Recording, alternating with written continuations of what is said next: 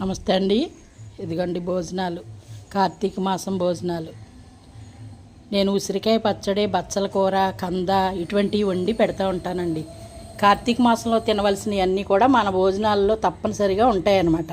ఉల్లిపాయ వేయకుండా ఇలా వండేసి పెడతా ఉంటాను. పచ్చడి, రైసు, అలాగే పప్పు, ఆకుకూరలు, ఉసిరికాయ పచ్చడి, కంద, బచ్చలేమో పప్పులో వేసాను. ఇదిగోండి క్షీరాన్నం, సాంబారు, ఇది భోజనాలు.